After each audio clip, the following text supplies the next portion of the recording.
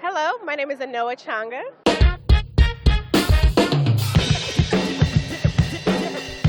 The Way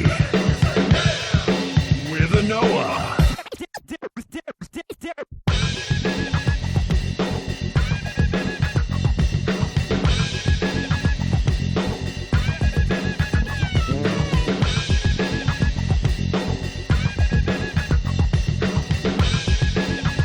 The Way with Anoa.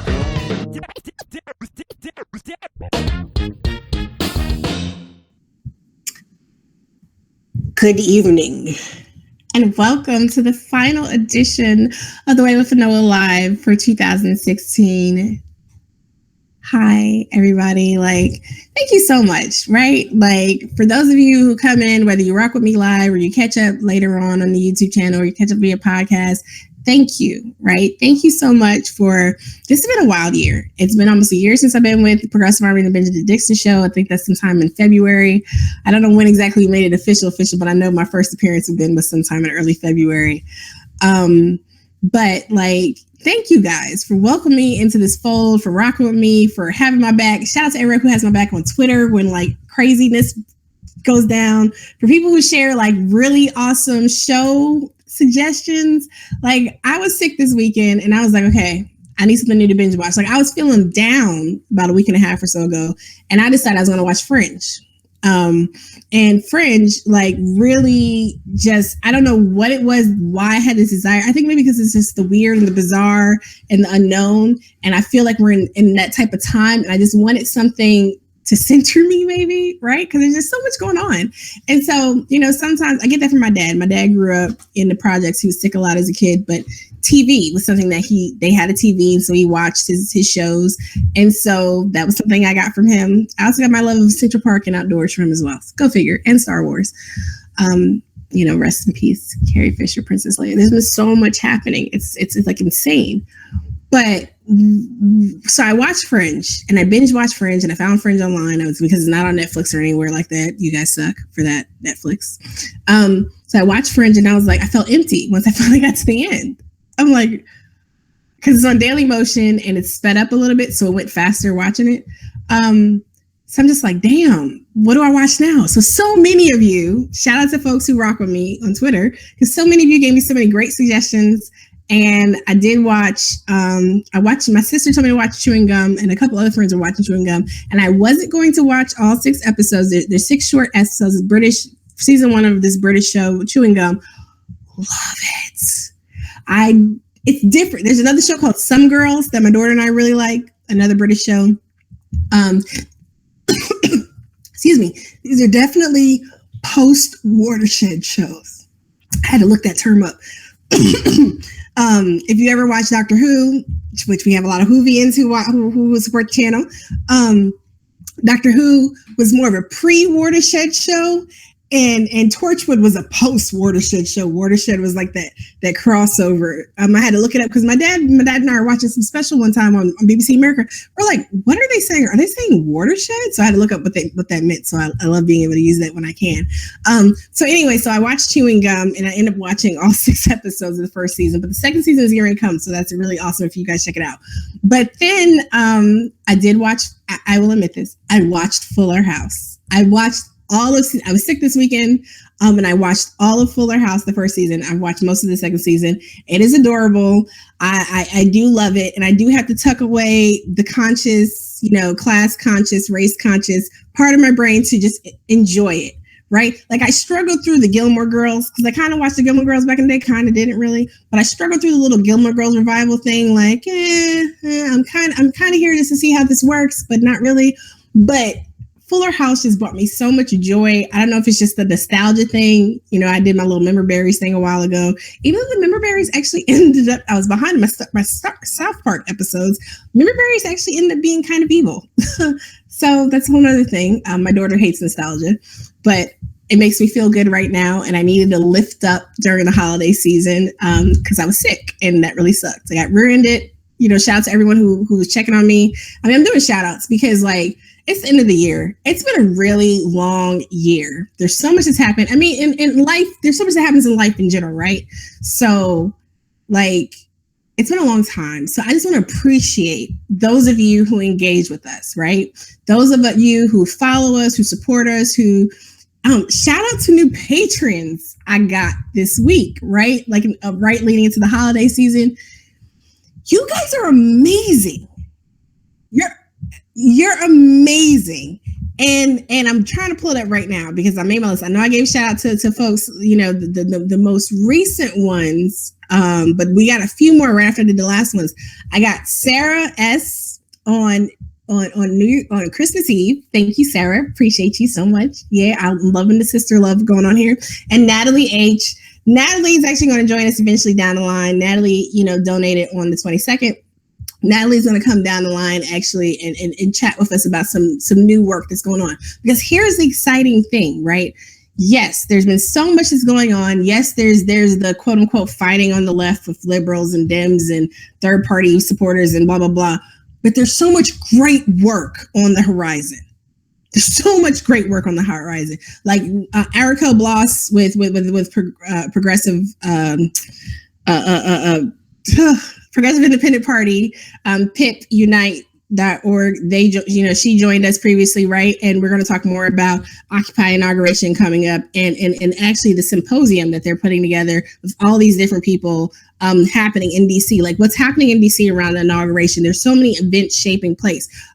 District 13, shout out to Millennials for the Revolution, formerly, Millennials for Bernie, Berlinnials. Which is a conglomerate. I'm an old lady millennial, according to Forbes. But there is so much work that's going on, and it's spreading and it's fabulous. And I know a lot of folks are concerned about, again, I've talked about the work we're starting to do with Impact, and we'll have more information about what we're going to be launching because it's pretty exciting. So stuff that's going on in partnerships and stuff. Shout out to DFA that has, really welcomed us as a new organization into the fold. I mean, there's such great stuff that's percolating, right? And we can't get so caught up in some of the different little, that's been going on that we lose sight of our purpose, of our focus, and the way forward. Because 2017, they thought we was doing something in 2016. We thought we was doing something in 2016. The stuff that's coming down the pipeline, the people who have gotten that sense of, yes, I can. Yeah, I'm stealing from Obama right now because, we were saying it in 2008, but we know it now. We know about the hope and the change and the yes, we can. We know about the vitality. We know what we have going on and how we can move forward. And this is what's getting ready to happen. And it's fabulous. And I'm really excited for all the different wonderful people that I've gotten to meet this year. Shout out to my sis, Candace Fortin, the work she did with Vote Pro-Choice. I mean, so many other organizations, even though, I personally have had some of my issues with the faithless elector stuff, but she was very crucial in organizing several different marches and activities, engagement. There is the Solidarity Network that is, a lot of, Bernie supporters and other movement folks who are coming together to continue working and doing action and sharing information, and organizations can go to the Solidarity Network if they have projects. I mean, there is countless stuff going on. It's I love it. And it's, some people are like, well, everyone's so divided, or they're not really together, or this, that, and the other. I think that being able to collaborate where necessary is crucial. And we do need to be able to do that. But I do think that people need to work out and figure out their spaces and what level they vibrate on to get issues accomplished and done where they are. So we do need folks who are going to focus more on this issue over here in this region or locally or state, or this issue nationally. We need all of that, but we need collaborative work going on as well. But that can't be forced on anyone. So if folks don't want to come into your collaborative, you just got to let them be and let them work the way they work. Because autonomy is crucial for a lot of people. Self-determination. We're also in the season of Kwanzaa. Yesterday was the second, first day was the 26th, Umoja, which is unity. Yesterday was Kujichagulia, my personal favorite, self-determination, to define ourselves for ourselves, by ourselves. Yes, absolutely necessary always. Today is Ujima, collective work and responsibility. And that's what I'm talking to you tonight about. My guest, my brother Bob from over at Bob produces for Eugene Puryear, who has joined us before on By Any Means Necessary over in Radio Sputnik. I know it's the Russian invasion tonight. Oh my God. But I'm really excited to chop it up with Bob, and Bob's going to kick with me for the rest of the evening. We're going to talk, about this year, about, going forward, about some of the work he's doing in addition to the work that he has done with Eugene on By Any Means Necessary. But there are so many great people out here doing work. There's so many of you who are doing what you can where you are. And that is what we need more of. We need to grow our reach. We need to grow our exposure. We need to grow our brands, right? You are a personal brand. There's this large amorphous movement, but you as a member of Progressive, however you choose to define yourself, you are your own brand. You are your own ambassador of change, whatever that means to you where you live, right? And we spend so much time worrying about, the Hillary supporters this, or the Bernie supporters that, or the Trump supporters that. You do realize that of all of us who actually voted in this last election, we were only half of the voting population. Only half. That means half the people who were eligible to vote, did not, for one of various reasons that is not being addressed by any of these major organizations on a consistent basis. Now, you do have your standard bearers who address issues of voter suppression. Really excited about what's happening in Florida and the possibility in 2018 on the ballot, they might have restoration for felony voting rights. But that's an issue, right? When Democrats are talking about, or third parties or whoever is talking about, we need people and blah, blah, blah. Okay. You have people who have been permanently denied in several states, like Florida, which is one of those must-win crucial states. I forget how many millions of people in Florida could not vote in this election because they were denied the right to vote because they were former felons.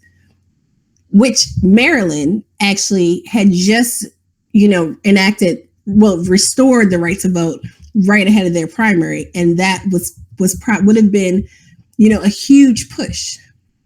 Huge boost. And who knows how that actually played into the final numbers in the general as well. So there are so many different things going on. There's so many different barriers. We're so focused on the less than half of the population, right? When we're talking about Hillary supporters, we're talking about 27% of the population, the voting population, not to mention those who will be eligible to vote, like my daughter, in the next presidential election, right? And they've come up, because there's been a lot of high school kids who've been involved in activist stuff. They've come up in this too, right? So they're formulating their opinions about what they want to do. So there's so much potential. I understand the concern. I understand the fear. I get it. But fear is a mind killer. Yeah, I'm going a little doom Benny Jesuit on you right now. Whew. We can't let fear, we can acknowledge fear. We can acknowledge issues that exist, but we can't let that detract us from the work that needs to be done. We cannot let fear grab us and detract us and knock us off. We cannot let people who pander to fear, who pander and live in imaginary universes with saviors coming out of the woods, on the forest, moon, and indoor to save us, because that's not real life. Because what saved everybody on the forest, moon, and indoor? The Ewoks and their very low-tech grassroots rebellion against the empire. So let's just keep it all real, right? Seriously, we have to be what we want to see, what we're saying we need, what is missing. And if you're a Dem reformist, if you're going Dem-enter, I salute you. I rock with you.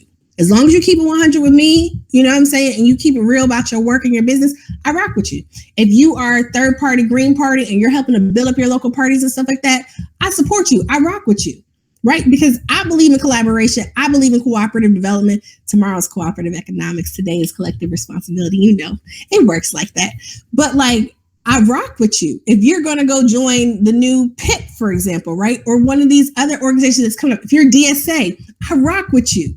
Because we can all work together to achieve what we need to achieve. Now, we might have a little problem if we all running candidates against each other. We might have to have a conversation then. But until we have to address that issue, I rock with you. And I appreciate you for rocking with me. So there were a couple of different things that happened. I think one or two I actually might save, because actually I'm going to come back in and talk with Ben a little later at 9 about a different topic. But one of the things I did want to talk about is when we look back at this year in review, and again, I'm going to be joined in a little bit by my buddy Bob. there was a really good piece from The Intercept earlier in the week about, actually yesterday, about 19 states passing 60 new abortion restrictions in 2016. And one, of course, obviously came from Mike Pence, who served as governor of Indiana. And this has been, it's not just abortion restrictions, right? Like that's just one issue. There are so many different issues that we have seen at the state level, being passed that has caused greater intrusions on our personal liberties and constitutional rights and, an opportunity to interact in life as we need to at the state level than when we really look at some of the stuff that's coming out of the federal level. And we have so much focus on the federal that we do not look enough at what is happening at the state level. And we really need to have a both and model. So, yay, Bob is here. So I'm excited. So that's just my little flow. Ben and I are going to get into a little bit later when I join him later in his show, kind of talking about some other stuff that went down. But I'm really excited because I get to talk to this brother right here when it's time for me to connect with Eugene, because I'm always talking with Eugene, it seems like these days.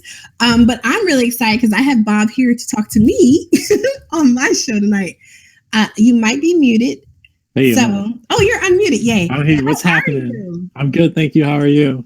Yay, I'm great. It's so good to see your face. No, I appreciate the thank yous and the shout outs at the top of your show. Big thank you to you. And like you said, coming on By Any Means Necessary on Radio Sputnik with Eugene Pereira, one of the best voices and activist organizers out there. So big shout out to you and thank you to you and your analysis. Well, he is. And I hope I get up to DC actually one of these days, maybe even by inauguration time, and can actually get in the studio with you guys. That'd be awesome. You are welcome. Thank you. My Russian friends. They're there for all jokes aside, but so Bob, yes, this year has been insane. It's been another year. It's been another year. I guess one of my favorite lines is the more things change, the more things stay the same.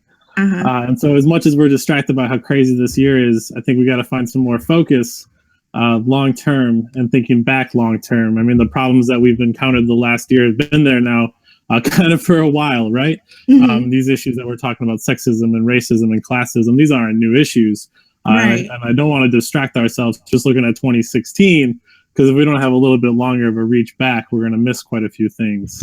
Okay. Well, let's start there, because I think that is an excellent point, because we talk so much about what's happening in this year. And we've seen that happening, right? Even with the conversation around Donald Trump, oh my God, Donald Trump has created all this stuff, but it's been focused on this one presidential election cycle without looking at this larger analysis, whether you go back, the last, however many years with the Republican Party, or even go back farther with Republicans and Dems, et cetera, et cetera. That's not really happening that much. And you're right in terms of all the issues we're dealing with, whether we're talking about police brutality, dealing with, I was just talking about abortion restrictions, some of the state level fights in terms of workers' rights and stuff. These are, battles that happen in cycles, or in some places are ongoing battles, whether we're talking about, we've seen the fight for clean water be a big issue this year, but there are communities that have been impacted. That's one of the things I learned living in West Virginia. Communities have been impacted for generations, for decades, without any relief. So Yeah, I appreciate you talking. So my own brand that I work under is Peace Building Connections. And so the idea is that the more people come together, and people come together through travel, through trade, through commerce, through immigration, through crises, and the more people come together and they don't know that other person, they're going to react out of fear. And you were talking about fear. Fear can make you do some crazy things. Yes. And in so many places, we don't know how to bring those different people together and different cultures together. So with Peace Building Connection, we come up with different projects to do that, to bridge some divides, or to at least help people orient themselves with one another, be it ethnicity, be it nonprofits working with businesses, working with governments, being at different races working together, different classes, however you want to see culture. We need to help bring those people together. And so in a lot of areas, we're not facilitating that, and we distract ourselves often with the current systems and structures that we have that don't bring people together around just common core values. I mean, we get so lost in screaming about Democrats and Republicans and different labels, and there's this, all the different identity politics that so many people like to group different humans into, right? They're this age, they believe this thing. They're this race, they believe this thing. They're this sex, they believe this thing. And we're so built on that model right now that we're seeing a failure of humanity almost in a way to think about how we can come together without conflict to actually bridge that gap. So, for example, with our radio show, By Any Means Necessary, Eugene Perea that you're on, which love having you, we try to look at those stories and talk about the political, social, and economic, see the different layers of what's happening in communities. I feel too often it's this conversation, Democrats versus Republicans, right? It's just this left, right, constant battle, constant fight. But we're not actually seeing the different systems that move within those communities, within those structures. I think that's what we really need to address and talk about as progressives, because we clearly can criticize both sides. And we are really good at that. Well, what are we replacing it with, right? What are the programs and how do we communicate and talk to one another beyond kind of that left-right yelling match that we're stuck in? Absolutely. I think the three things that I just took from you that were just so crucial was talking about how do we actually do the work, basically, right? Versus the who's right, who's wrong, deconstructing, isms and personalities and statements, et cetera, but actually basically that leftist analysis paralysis or progressive analysis paralysis that can happen sometimes, because you can get caught up really in all the different articulations, et cetera, but not actually do anything, right? Yeah. But I think the other thing that you just said too about, moving away from like people, talking to people, right? And figuring out what we need to be doing to help people is crucial, because even in this conversation folks keep having now about if we can only get Trump supporters to understand, if we can only do this, if you only just start talking to people, right? Like, because when we talk about like the economic thing with the white working class, with the black working class, with the Latino, like this, if you just talk to workers, right? Like if you just talk to people, right? And I think that is something that either maybe did not get done as well, or just the way we have come out of certain stages of our history as a very polarizing nation with these different, interest groups, that's how we approach things. There's been this whole conversation about identity politics being bad, which I'm on the fence about some ways, because I see how it is problematic, but I definitely do see that we have lost talking to people about the issues that matter, because we're all people. And I don't mean that to erase anyone's experiences and identities, because that has to be factored in as well. But that basic human connection, like you're talking about, we've been so brainwashed. I feel like to think of. So I have a family member that was voted for Donald Trump. And he's a perfect example for me because I have some friends from West Virginia. And so I was summoned back to the Midwest, to Rockford, Illinois, where I'm from for Christmas. Born in a Christian family, so I think of love thy neighbor. I mean, that's just right. If I can take one message away from being back home and going to the church for the first time in a while, is love thy neighbor. And when I was talking to the Trump voter in my family, and he was so caught up on if somebody on public housing was to move to his neighborhood, what that would do to the value of his house.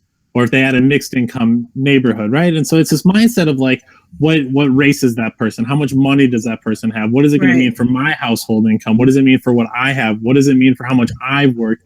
And you lose that love thy neighbor starting point.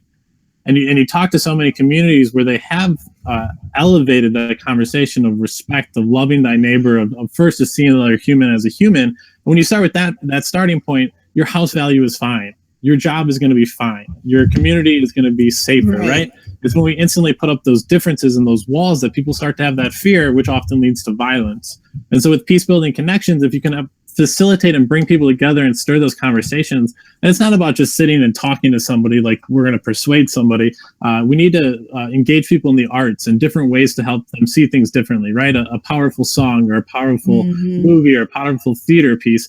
These are how people are going to move. And so with peace building connections, if I can create those projects and consciously put different people in a room, and you're going to have a Trump voter, but that Trump voter might be a father, he might be a lawyer, he might have a daughter at a school nearby, so he's a father, he's a husband. I mean, there's so many things more than just being a Trump voter. These people have multiple identities, right? Right. And so if we constantly think of them as a monolith of like all Trump supporters need this conversation, we're going to miss such a broader conversation of humanism, right? Which you're talking about, of how we bring these people together.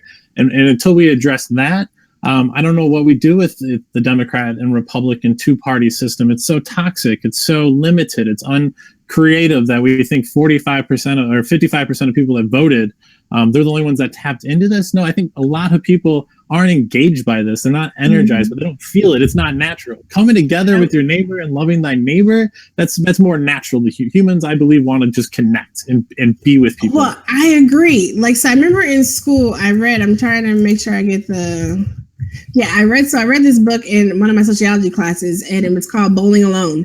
And it was talking about, it's like the collapse and the revival of American communities is the full title. And like they talked about looking at the decline in the bowling leagues, right? And just the decline in the sense of community. And we hear it from our parents and grandparents, right? Like back in the olden days, you could go out. My dad, they all have these stories. We could go out, and we had it to a lesser extent when I was growing up, but it's like it has to be actively created now, where it just seems like people just relied in a different way on each other previously, whether it's been technological advancement, people moving away from families, whatever the case may be. But we do have to have this focus on creating community where we are. And so the conversation about like the Trump voter thing is really weird for me, because I did spend a long time in West Virginia. So I didn't know people who voted for him purely because they really did not like their other options. But living someplace like West Virginia, while I do not necessarily agree with their choices, I understand how they, and seeing like, and understanding how people grow up, how they're socialized, where they're living. I get how people come to the conclusion they come to. I don't agree with it, but I can understand it. But that's not trying to rationalize people putting up with his BS or anything, but that's acknowledging that people are complex and there are a lot of things that factor into decision making. You don't have to like it. You don't have to agree with it. You don't have to personally respect it, but people come to decisions how they come to, and maybe not everyone wants to deal with those people. That's fine too. But for those who do see potential in doing so, it can't just be how do we now kind of pander to them to figure out how to get their votes. And that seems to be where the conversation just stops at. Not what you're talking about, though, in terms of actually building communities and building relationships overall for better interactions, regardless of what the political gain is involved. And I think so much of what's happening is it's so focused on political gain and winning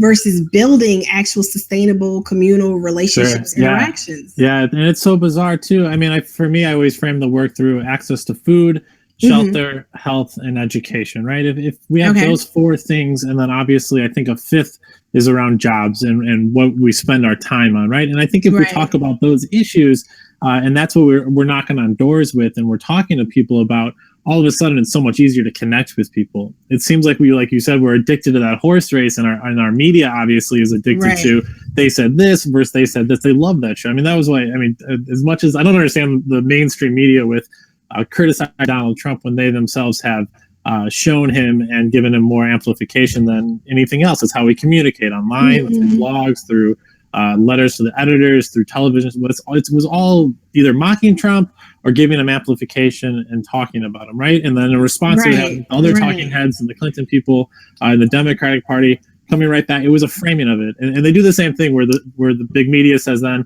oh, no, it's Donald Trump's the worst thing ever, even though we put him out. It would be like them saying murder's awful. But when we show murder and crime on TV, we make a ton of money. So we're going to continue to sell that, right? And so I think we've really been sold a conversation that's not representation of how people live on a day-to-day. They may live that hate or live that energy of us versus them online, and when they yell at people or when they're fighting or battling, and we get addicted to that, we get distracted by that. But when we're not talking about how do we address issues like healthcare, how do we issues of mortgage rates or health insurance rates, or how do we think of community and engage with people, when we don't have those conversations, which Robert Putnam in Bowling Alone was talking about, our fabric's going to tear apart. Those communities are not healthy. When we see communities don't have access to food and shelter and jobs and that, there's violence that follows that, because the system breaks down and there's nothing for people to do otherwise. They have no access. And when you take away access and right of choice to people and agency, like Putnam was talking about, then the communities are going to fail. And we're not talking about that. And that hasn't changed, I think, at least in my short life. I'm 30.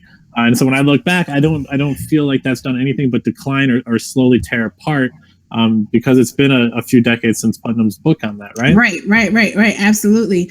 So let's talk just a little bit more specifically about peace building connections, right? Let's go through it. So how did you come to get started doing this? So I served in Peace Corps in Ukraine, and while I was there, I had reached out to an organization called Operation Respect, which was started by Peter Yarrow from the folk group Peter, Paul, and Mary, Puff the Magic Dragon fame. Nice! But these That is so cool. these people that had used music as an effective tool to create social change, which then had political ramifications to it afterwards when you stir and energize people. So we brought his organization, as well as Peter and his daughter Bethany Yarrow, who is an amazing activist on the front lines of the Dakota Access Pipeline, front lines of Wells Fargo protests in New York for their banking principles and practices, the front line of the water rights in the country. And so we brought him over, and we used music as a starting point of conversation about how to increase respect. And it was a school curriculum that helped kids communicate better, right? It helped them understand what peace was. It helped them understand what conflict was, how to de-escalate it, and stir that process. So it was the first time that I saw music bring together a U.S. government agency, Ukrainian Minister of Education, nonprofits in Ukraine, teachers in local villages, little kids in rural cities, and big in the capital as well. So I saw that you could have music and a conversation around respect and bring everybody together. We talk about these divides, oh, they're Ukrainian, or they're the government, or they're this person or that person. We saw people come together around it. So for the last 5 years, I've been working with different projects, be it with music, with art shows, with theater, with the radio show that we mentioned, to bring these different people together and different groups together through the art. So my 2 projects right now, By Any Means Necessary, with host Eugene Pereira on Radio Sputnik, download it, iTunes, Spreaker, listen to us live at 3 o'clock. And then I work with Mosaic Theater, which presents plays from the front line of conflict, and politically and socially engages the community through the themes and topics. So our last play, for example, was called Milk Like Sugar, which revolved around 3 young women making a teenage pregnancy pact when they were 16, because they felt that was the way they could get Coach diaper bags and have some connection to meaning and to life. And what unfolded in the play was what that struggle is like for a 16-year-old who doesn't have a full understanding of her choices in life. If she wants to be educated, or if she wants to be a mother, how to do that healthily, be healthy about it, or be a community member, or to work. We don't see it through the lens of a 16-year-old who's going through that, right? It's always about the white male in middle America. What's he going through? Right. And so this play presented a different perspective of showing what we can do in urban areas of poverty to help give agency to young people so they can make choices as young adults and to positively impact the community. And so our next play is called Charm, which looks at sexual identity of young people. It's about Gloria Allen, who is a transgender educator in Chicago that worked with LGBTQ youth and the struggles they go through homelessness, through hunger, through sex workers, through gang violence, all of that. And to present that through art, now we're bringing together people from 20 years old, 15 years old, up until 80 years old. We're bringing in upper class down to what you would quote unquote your lower class, which we shouldn't talk on class spectrum anyways. Right. But we're bringing all these different people together to have a conversation. And so after the shows, we have community discussions that get into the themes and connect people, right? So you see a play, you're moved.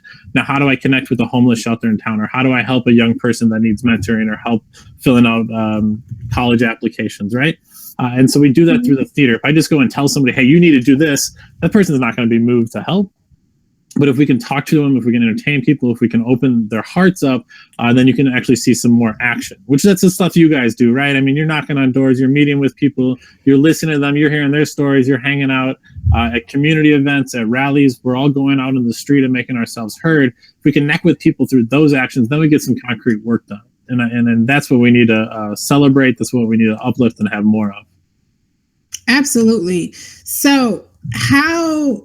Like one, that's just a step back for a second. Like the being able to look at the different ways. You just gave me an example of doing something in inner city America and in the Ukraine, right? And some people might look like, okay, what are you talking about? They just see that on paper, but like being able to use those common mediums though to reach all people, like you said, people at all different walks of life, all different ages, kids, et cetera, like that is, again, that's a crucial vehicle that we need to be talking more about, the how to deliver, this type of programming, messaging, cultural building, right? Because that's the problem. That's part of the problem too. Not just do we have like a dysfunctioning communalism in communities, we have a failure in communication and in culture just in general as a whole in this country, it seems like. And I think that accounts in some parts for some of the breakdowns, at least when we talk about, you know, how do we get from just analyzing everything to actually working with people to actually address maybe some of the issues and stuff. I don't know how to properly talk about this without catching some slack, I guess, but the white flight and suburbia of America, it lost its allure, right? I mean, I think people were so entranced by big houses, big yards, big cars, and all of a sudden after 20 years of this, they're going, man, this is really boring. We have big strip malls, big box stores. People don't shop together. They don't hang out together. We're not going to enough entertainment. We're not seeing enough like plays. We're not listening to music or art shows, all of that. And when you have a culture that is void, we get, I don't want to say angry, but we start talking about other people more, right? We start talking about how much money they have or what they have or how dare they do this or that. Or I can't believe that, as opposed to creating the world around us. We end up sitting back and critiquing. And that's what we're saying is if we're not out there creating these other experiences for people or ways for people to come together, it's not going to happen. And more people are going to get bored. And what we're seeing now is a rush back to urban centers, right? Because that's where the excitement is. But again, if people get back to the middle and it's just bougie, expensive, high-rise condos and people aren't engaging or interacting together, and they push all the artists out, which is happening with gentrification here in Washington, D.C. I mean, it's a hustle to be an artist or to creative or an activist and an organizer in the city because you're seeing a skyride of money coming back and pushing people out. Well, where's the culture in that? I mean, that's class economics moving people from one place to another. And what humanity or creativity is spurred by that.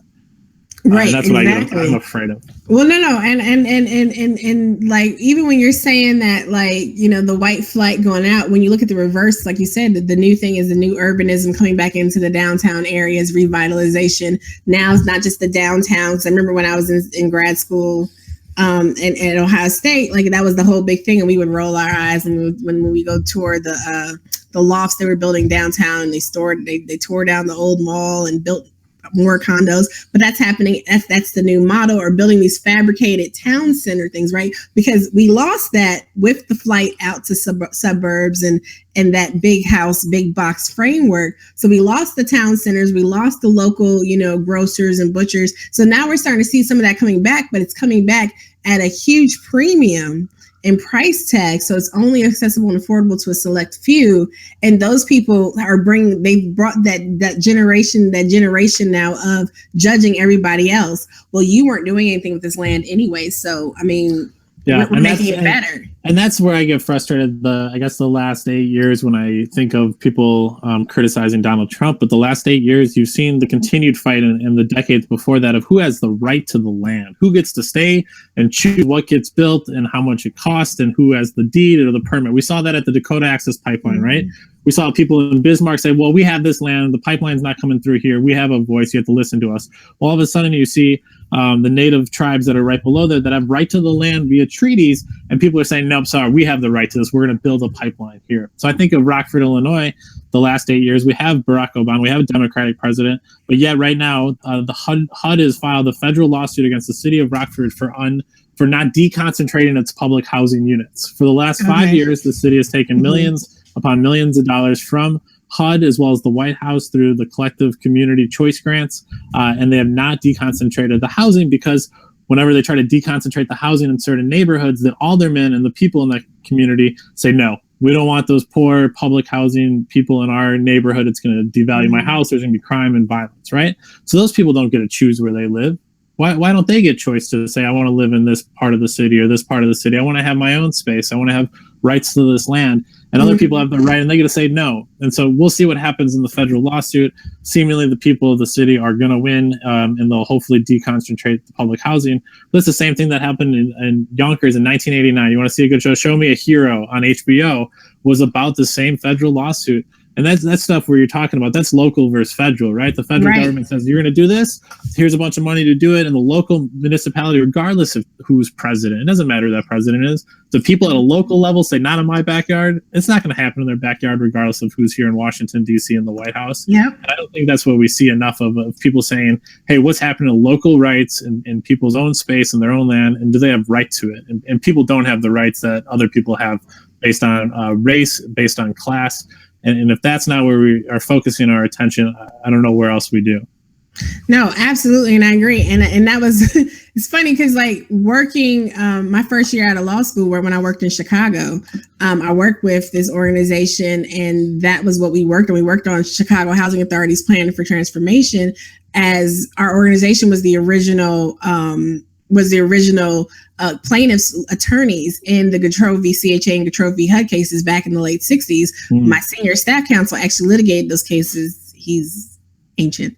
Litigated those cases in front of the Supreme Court and won. And there had been that was the longest federal receivership of a municipal agent, of a government agency. It was about approximately 40 years that had been in place. But that was the same issue. They had went through all these different iterations of a 40-year period about deconcentrating public housing in Chicago. When you finally have all the major high rises and stuff coming down in Chicago, you know, Green Green's gone, Henry Horner, Robert Taylor Homes, all the different major complexes and developments you've heard of.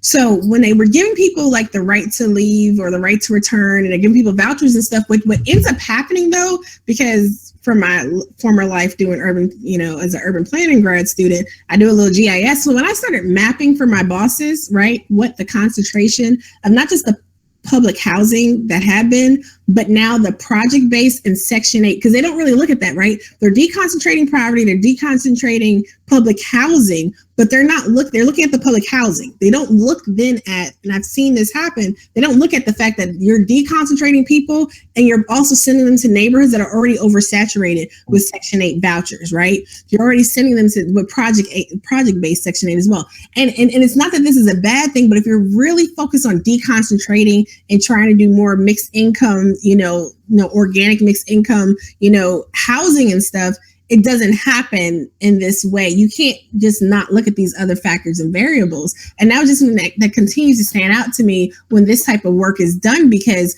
they're looking at this like these different agencies look with blinders. Because it was amazing to me when I actually tracked, when we talk about the different things happening at local levels, it doesn't matter who the president is, right? I mean, again, we've had President Obama for 8 years. His Secretary of Education, his first Secretary of Education, Arnie Duncan, decimated schools and opportunity for Black and brown children in Chicago over the what they call the Mid-South region and in other areas of the city. And when I sat there and tracked from like 2002 up to like, I think it was 2008 or 9, the school closures. And then there was one area because what happened was the Chicago Housing Authority and Chicago Public Schools, both under separate decrees and consent orders and things like that, right? They did not communicate with each other. When CHA decided to close down the public housing and displace people, they did not communicate with the schools. So suddenly the public schools had their schools emptying. So they're like, okay, we only have like 100 kids here. We're closing this school. Nobody communicated. So there was we tracked one group of kids that in theory had been transferred to several different schools, because you have these really large complexes served by several schools. They've closed all the schools on that stretch. And so these kids have now been shuttled around, and now you have smaller children because these new boundaries are in place when the new housing comes in. So the homeschool is so far away, and you're now trying to bring in these new people to come into this community. And everybody's looking at like, well, what happened? And that's another failure when we're talking about our local levels. Like, even when you would think city agencies would be coordinated better, and maybe in some places they are, but this is one of the things that boggled my mind in 2009 in Chicago. And the way things have gone under Rahm, I don't really think it's gotten any better. So I think so much of it, I think you're spot on. I mean, we silo our different services to people. So when we say we want to address the issues in a community, I always think of the example of a third grader falling behind in reading. And so a lot of people would say, oh, third grader behind in reading, give them more reading tutoring. But that's not addressing the fact of what their home situation is. Do they have a safe place to sleep at night? Do they have proper food in the morning? Is there someone to even help them? What's the world around them? And we think of these things as such silos, and we try to give that kid more reading assistance. And then the reading doesn't go up, and we say, well, let's just spend more on it, right? And so we get so distracted at throwing money at the problem, and it's all over the place. What we were able to do with Peace Building Connections in Rockford, Illinois, a town that is plagued by violence, it's kind of an outlier, 150,000 people in northern Illinois, Same issues of white flight and northern racism and classism in its own certain ways. We finally brought to the table together your housing authority and government officials with your nonprofit executive directors from the United Way, Boys and Girls Club, YMCAs. We brought together health officials. We brought together government, the mayor, the head of police, the city council member. When you actually see these people talk and they say, well, we know of each other, but we're never actually communicating or working together. And it blows your mind because we know all of our problems are interconnected and they're connected. You start moving a child in and out of schools into different houses. That's traumatic for a young person, and to expect them to try to learn in that environment, that's a big ask for a small child to not only deal with the heaviness and the emotional toll of moving schools and homes. You're then asking them to learn on top of that. So in these communities, like you said, if the Chicago Housing Authority is not talking and working with the schools, with health officials, with government agencies to provide those wraparound services, and instead if we're asking people to show around the city, spending days of paperwork and trying to figure out and piece together their lives, it's not going to happen. And it hasn't happened. In 2016, if we want to look back, it just put an exclamation point on it. It just continues not to happen. And as progressives, what you guys are doing, love talking to Ben Dixon, love talking to Marcus Farrell, love having Eugene Purrier host a show that I'm a part of. You guys are addressing those issues. You're saying, hey, enough with the Democrats or Republicans, enough with these two-party systems that aren't seeing these as whole systems. Enough of it. We got to change it. We got to look at it differently. Absolutely.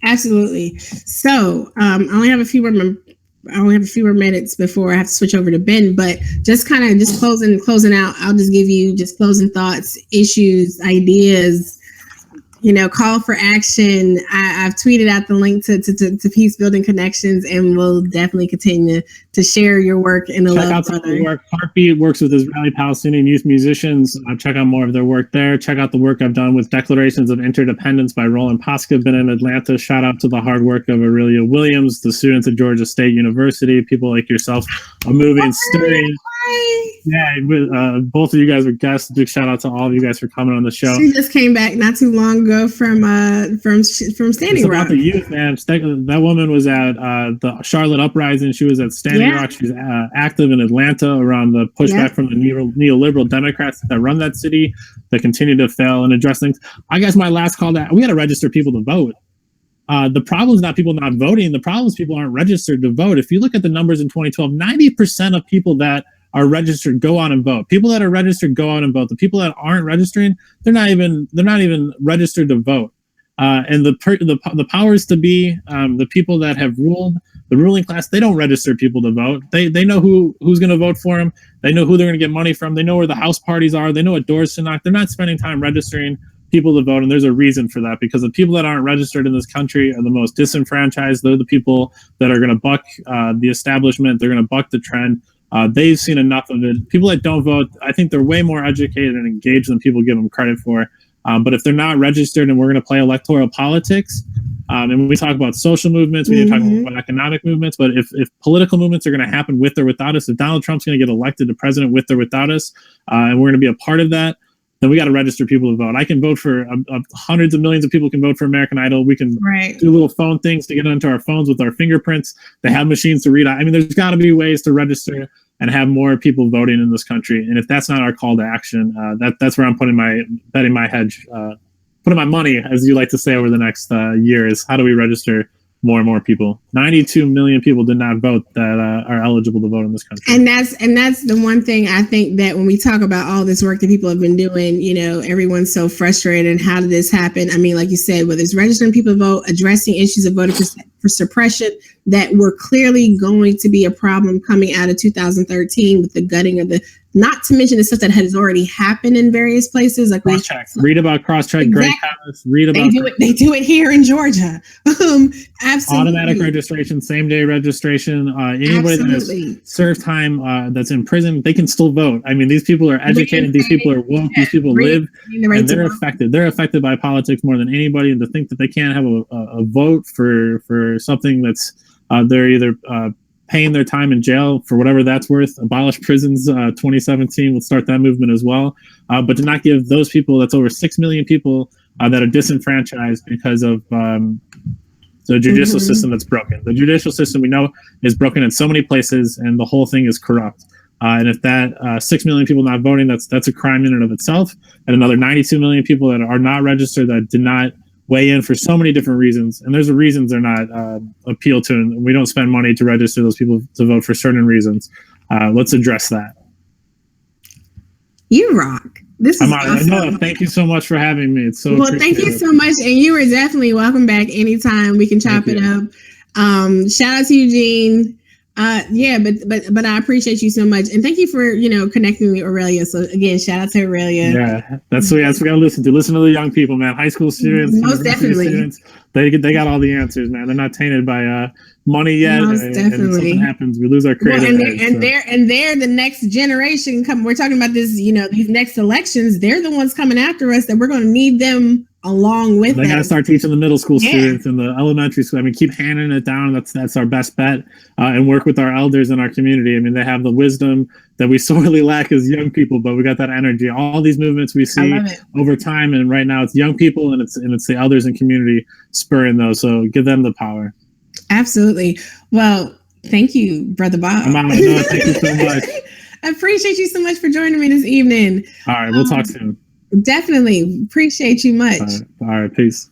So that's my hour, y'all. It's been 2016 over here, the Way of Anoa. I know I switched over the Way of Anoa around about May or so.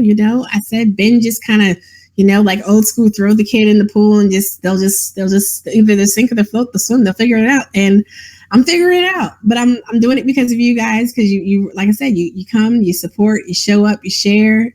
You give us feedback. Shout out, of course, always to my producer, Mr. David Grossman, behind the scenes, always making things run. We had a smooth stream tonight.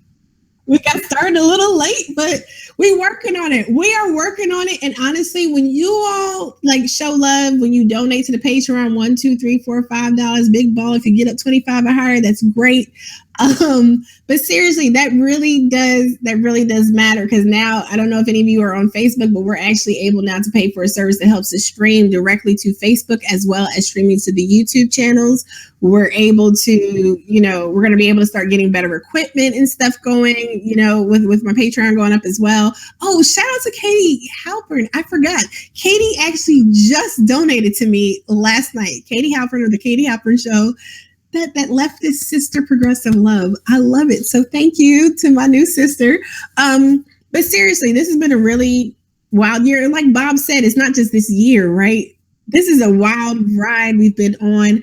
I'm done. I'm out. I will see y'all in 2017. Peace.